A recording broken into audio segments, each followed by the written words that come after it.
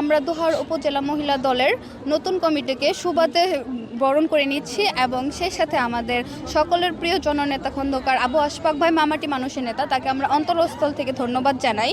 এবং 17 বছর দোহার উপজেলার যেই আমাদের সাথে রাজপথে সফলভাবে মহিলা দলকে সংগঠনকে সুন্দর ও সুসংগঠিতভাবে এগিয়ে নিয়ে গেছেন, তিনি আমাদের ঢাকা জেলা মহিলা দলের সভানেত্রী শাইমা রেম শিলা আপাকে অন্তরস্থল থেকে আমরা আন্তরিক শুভেচ্ছা এবং ধন্যবাদ জানাই, যিনি আমাদের স্থান থেকে আমাদেরকে যথার্থভাবে তিনি আমাদের সহযোগিতা কাম্য করেছেন। এবং আমার আজকের এই বিজয় র্যালিতে আমি আরও আন্তরিকভাবে শুভেচ্ছা জানাচ্ছি আমার অঙ্গ সংগঠনের বিভিন্ন নেতা কর্মী এবং অভিনন্দন সবাইকে।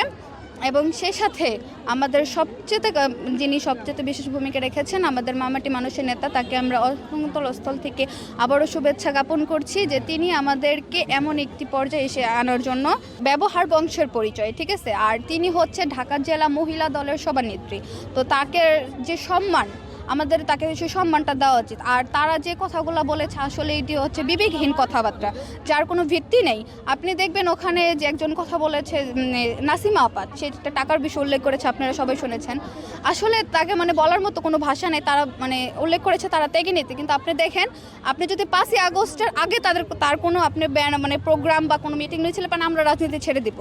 তারা 5ই আগস্টের পরে আসা নেত্রী, আমরা 5ই আগস্টের আগে আসা নেত্রী, তাদের সাথে আমাদের তফাৎটা যায় না। আসলে আজকের প্রোগ্রামটা আমাদের যেই কমিটিটা আমাদের দিয়েছে তাতে আমরা অনেক খুশি এবং আমরা এটা আনন্দ মিছিল আর কি দিতেছি। তবে একটা কথাই বলবো যে তারা যে সমস্ত বক্তব্য দিয়েছেন আমাদের ঢাকা জেলা মহিলা দলের সম্মানিত সভাপতির বিরুদ্ধে, এটার আমরা তীব্র নিন্দা ও প্রতিবাদ জানাচ্ছি। থানা পর্যায়ে আমরা সদস্য পদ পেয়ে আমরা খুব খুশি। তাই আমার অনেক পুরনো থেকেই আমরা এই দল গঠন করে যেতাম। আমার বিয়ের আগে থেকে আমি দল গঠন করতাম। আমি অনেক সময় বিয়ের আগে এজেন্টগিরি করতাম এই দানের শিশু নিয়ে। তাই আমার দানের শিশুর প্রতি খুবই ছিল। মাঝখানে আমরা কিছু করতে পারি না, কিন্তু অনেক রকম মিটিং ডাকা কত প্রোগ্রাম আমি সবসময় করতাম শাইমা রেম শিলার সাথে। আজকের এই পদ পাওয়ায় আমরা খুব আনন্দিত এবং খুশি।